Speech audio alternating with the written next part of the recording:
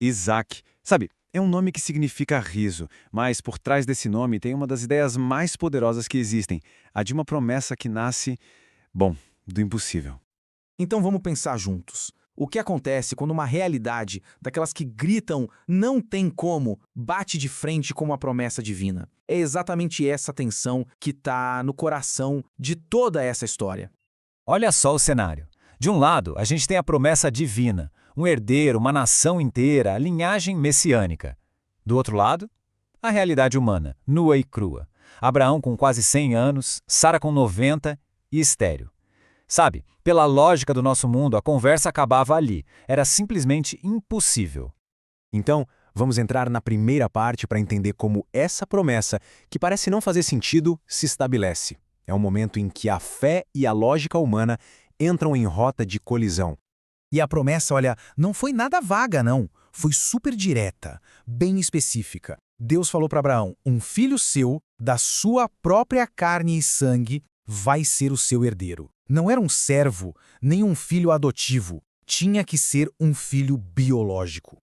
Isso não foi uma promessa qualquer, feita de boca para fora. Foi algo selado, uma aliança divina formal, a famosa aliança abraâmica. O que estava em jogo aqui era imenso. Uma terra garantida, uma descendência que não daria para contar, tipo as estrelas do céu, uma bênção eterna e, o mais importante de tudo, a linhagem que levaria ao Messias. A coisa era muito séria. Só que, o tempo de Deus raramente é o nosso tempo.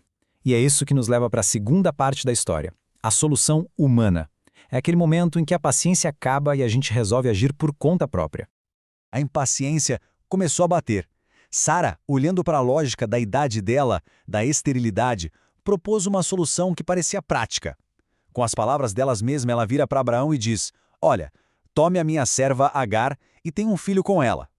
Isso era um costume da época, tá? Uma maneira de garantir um herdeiro. E qual foi o resultado desse plano? O nascimento de Ismael. Se a gente olhar pelo lado humano, foi uma solução lógica. Deu certo. Eles agora tinham um herdeiro. Problema resolvido, né? Será? Então, não exatamente. E aqui está o ponto principal. Promessas divinas não se cumprem com atalhos humanos. Ismael era fruto do esforço humano, não da promessa de Deus. A história, estava longe de acabar. E é isso que nos joga direto para o clímax da história. O momento do riso da dúvida. É quando acontece uma visita celestial e uma reação bem humana, mas muito humana mesmo. Vamos montar a cena. 3 visitantes, que não eram deste mundo, chegam na tenda de Abraão. E eles trazem um anúncio que ia virar tudo de cabeça para baixo. A mensagem que eles trazem é de uma especificidade que assusta. Não tem nem como interpretar errado.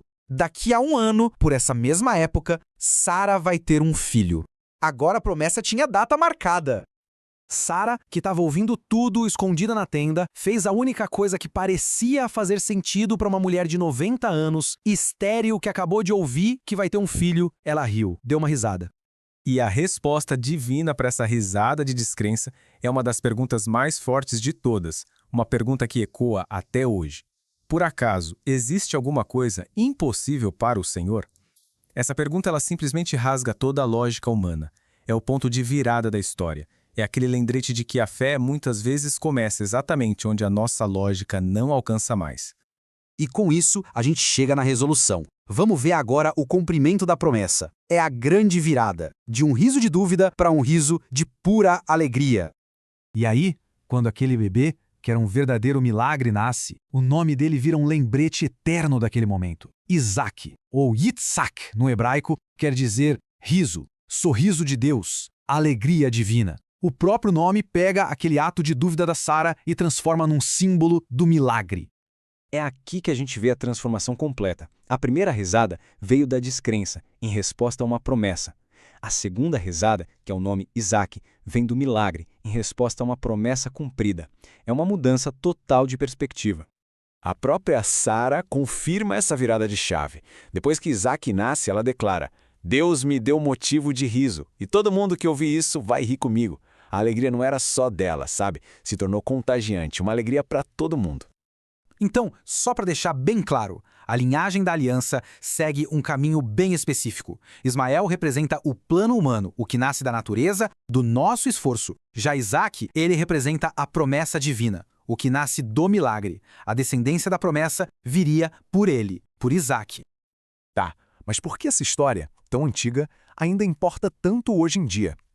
Vamos para a nossa parte final para entender o significado do milagre. Bom, o que a gente pode tirar de lição duradoura dessa história? Primeiro, a graça sempre vence a lógica. Segundo, Deus é capaz de criar vida a partir do que é impossível. Terceiro, os milagres acontecem no tempo de Deus, não no nosso. E, muito importante, a história de Isaac já era um sinal de uma promessa futura, uma promessa ainda maior. A história de Isaac, na verdade, estabelece um padrão que vai se repetir mais para frente na Bíblia. Pensa bem, um nascimento milagroso que foi anunciado antes, o tão esperado filho da promessa, o herdeiro oficial da aliança e um símbolo vivo da graça de Deus. As semelhanças com o que viria depois são, assim, impressionantes.